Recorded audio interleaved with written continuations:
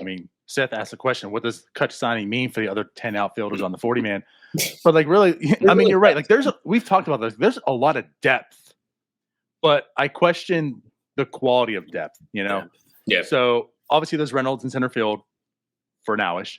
You have Sawinski, and I feel like a plethora of other guys. So to maybe a lot of people, you question and say, well, why can't Cutch start in the outfield? Or why can't he get almost every day at bats? So I guess like with you saying that, like how do you see the fit coming? And maybe if you're going to throw like a number out there, like how many at bats would you probably sense Cutch getting this year? Yeah, 300, 400. Okay, It's a tough time seeing 500, but I mean, he's not going to be a part-time player, and I agree with you that like Reynolds is going to be there every day. Although I still think they wind up trading him at the trade deadline, whatever. At that point, like you're going to have Cutch, Connor Joe, Jack Sawinski, 3 guys rotating for 2 spots. I mean, somebody's going to get hurt. I don't mean that as a negative thing or a curse. It's just reality. Like somebody's going to spend some time on the IL. But beyond that, I don't know. I don't know if I really see a huge role at this point for Cal Mitchell or Travis Swaggerty or Kanan Smith and Jigba. It's fun to think about. They're on the 40-man roster, but is there a realistic path to playing time? I don't know. Marcano is probably best served as like a shortstop type. I think G1 Bay is one of the guys on there that like they do need to find where he plays or how he can help the team, or maybe that like he would be the leader in my clubhouse, at least in terms of like the guys below those top 4. I don't understand where Miguel Andujar fits in all of this. I was about to ask that. Like, yeah, he might be most effective, right? I feel like McCutchen kind of fills in whatever role Andujar would have had.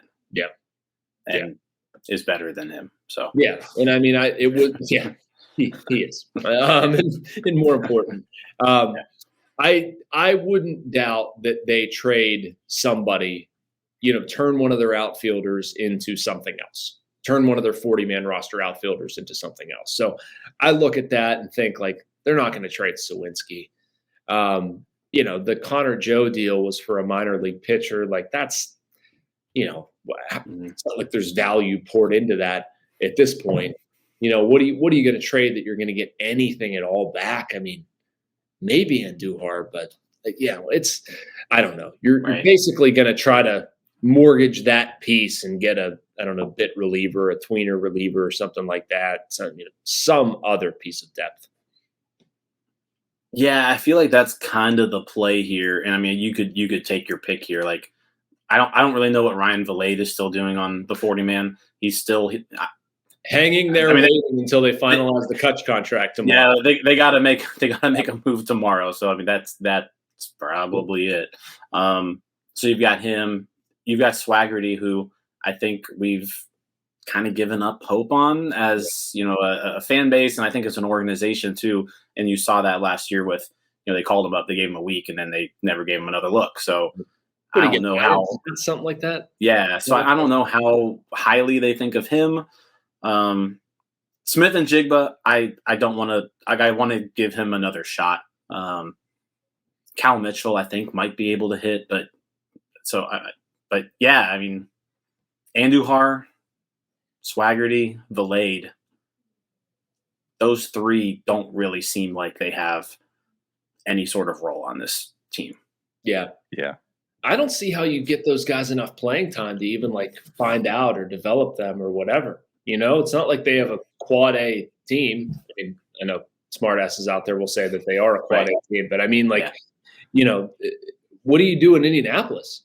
I mean, I guess you could play like Mitchell, Smith, and Jigba, Bay. I don't know. There's the Chavez young kid there. Trying to think of some of the others you rattled off, but I mean, there's even that they're going to be cramped for playing time. You have Jared Triola playing there. He's going to play every day at third. Okay, they wanted to, drop him in the outfield a little bit. Not really going to get a ton of time. If Marcano doesn't make the team, where does he play? He's probably not going to play at second because you want Nick Gonzalez to play. Like, it's just a weird thing to try to figure out.